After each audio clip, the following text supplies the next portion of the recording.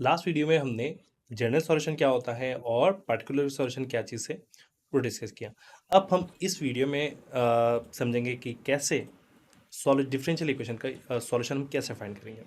तो उसमें से एक टेक्निक जिसका नाम है वेरिएबल सेपरेबल, उसको हम डिस्कस कर लेते हैं।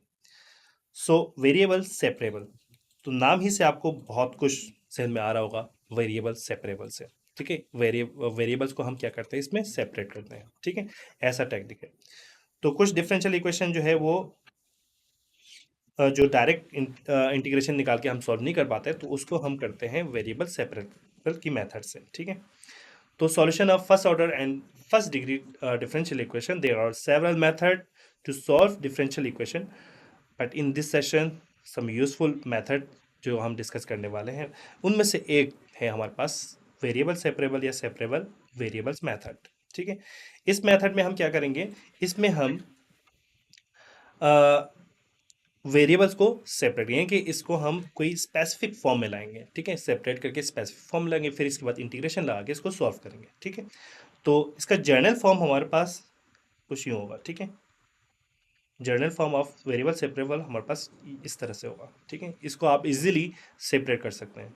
जो वो हमारे पास जो डिफरेंशियल इक्वेशन जिसमें हम इजीली हम इसको सेपरेट कर सकते हैं, जहाँ पे हम वहाँ पे हम सेपरेबल वेरिएबल मेथड यूज़ करेंगे। ठीक है, सो इसको देखें तो यहाँ पे हम कुछ इस तरह से करेंगे, d y upon d x है, तो ये जी ऑफ एक्स, जी वाले जो फंक्शन है उसको हम यहाँ पे लिखेंगे, और डी एक्स और एच ऑफ एक्स को हम यहाँ पे लिखेंगे। ठीक है, इसको इस तरह लीजिएगा,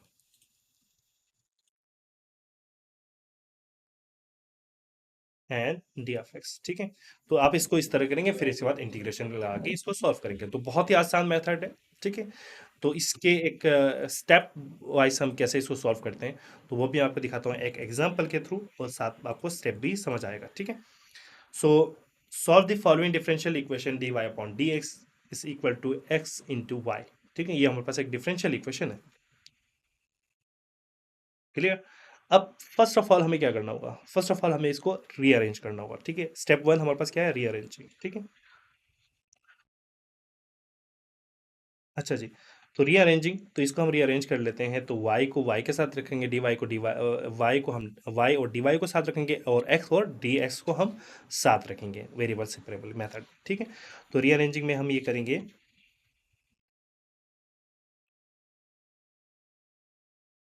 dy upon y is equal to x into d x, cross multiply करके इसको हमने अरेंज किया। ठीक है, इन दिन सेकेंड मेथड हम यहाँ पे बोथ साइड पे क्या लेंगे, इंटीग्रेशन। तो सेकंड मेथड में हम इंटीग्रेटिंग। ठीक है, सेकंड मेथड इज इंटीग्रेटिंग। ठीक है, तो इंटीग्रेशन आप बोथ साइड पे अप्लाई कर लीजिएगा, so it's become,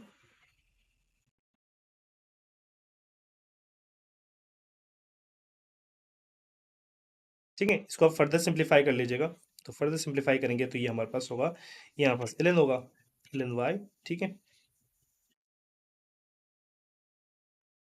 ln y is equal to, ये हमारे पास होगा x square plus two plus सी।